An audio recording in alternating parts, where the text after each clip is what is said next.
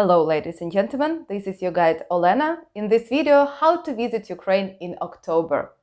First of all, the borders of Ukraine are opened. Congratulations, you are welcome. And I really hope there will not be any news and updates and the borders will stay opened at least the whole month of October. Yeah, COVID knows what's going to happen next, depends on the situation in the world and in Ukraine as well. But if I have any news or updates, for sure you will find them on my Facebook page, What is Ukraine?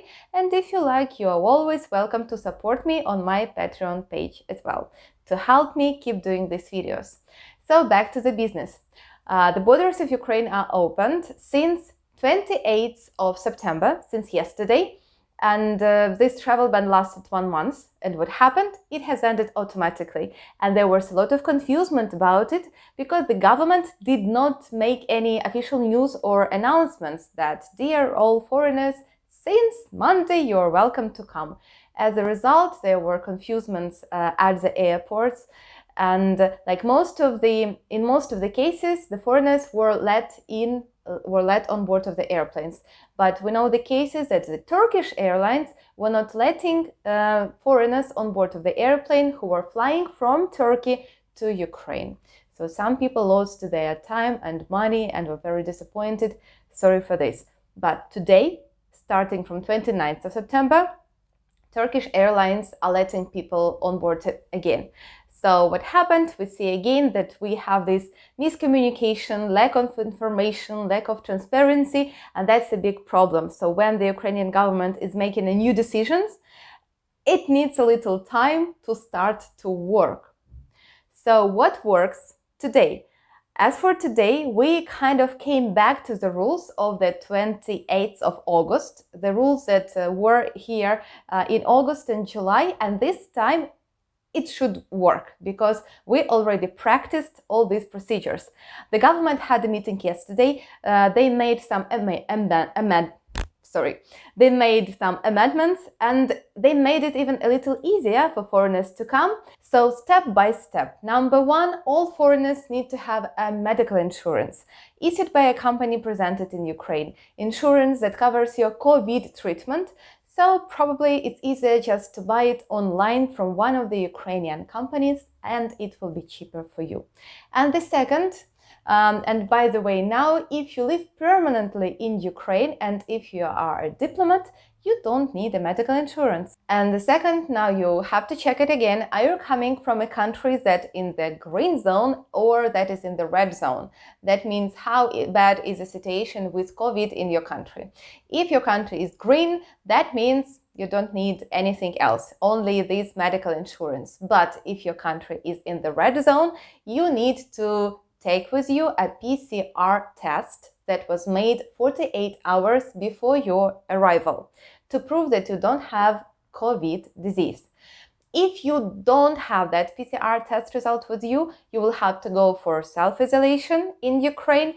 For this, you will have to install the mobile application Div Doma to your mobile phone upon arrival.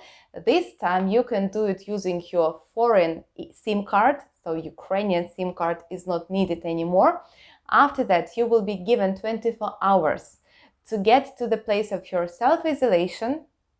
On the way, you have a chance to make a PCR test in Ukraine, and you can do it at the airport, hopefully, or somewhere in a laboratory, other laboratory in Kyiv. Yeah, and within like 1-2 days, you should be free from self-isolation. Well, for me, it sounds easier just to take a PCR test with you, taken in your country. I hope in your country it is easier to make a PCR test than here in Ukraine. And now we have a very interesting list of people who don't need COVID test, PCR test, even if they are coming from the red zone country. So who are these people?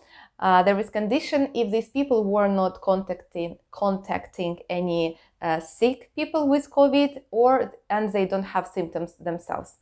So you don't need a PCR test if you are a child under 12 years old, if you are a student who is coming to study here in Ukraine in a university or institute. If you were staying in a green zone country before coming here for 2 weeks, and you can prove it, if you have transit in Ukraine, if you're coming for 2 days to Ukraine only, diplomats and their families, you don't need COVID test, employees of official international missions as well, NATO instructors and employees, drivers and crew members of different trucks, vessels, trains, airplanes, who have these regular transportation services, artists and other cultural employees who are coming here with invitation from a Ukrainian cultural institution, and persons who are carrying stem cells for transplantation.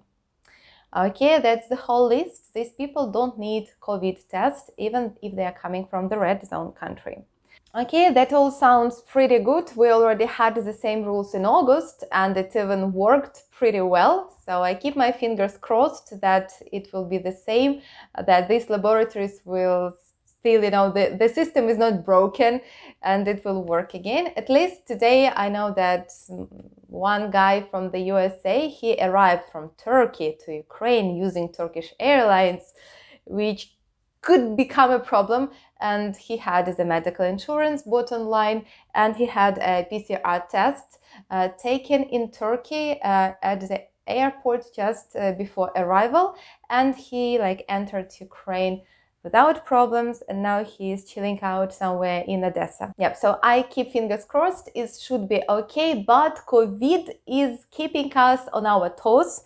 So we are always alarmed and we are ready for any new information, because the number of COVID cases are growing. On the other hand, they are growing constantly since the beginning of this pandemic in February. So there is no really connection between opening the borders with COVID cases.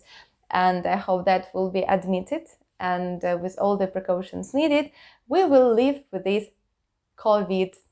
Watch my other videos. Please don't forget to like this video and subscribe my channel, please, to stay updated. It was a pleasure to talk to you. Hope to see you soon. Goodbye.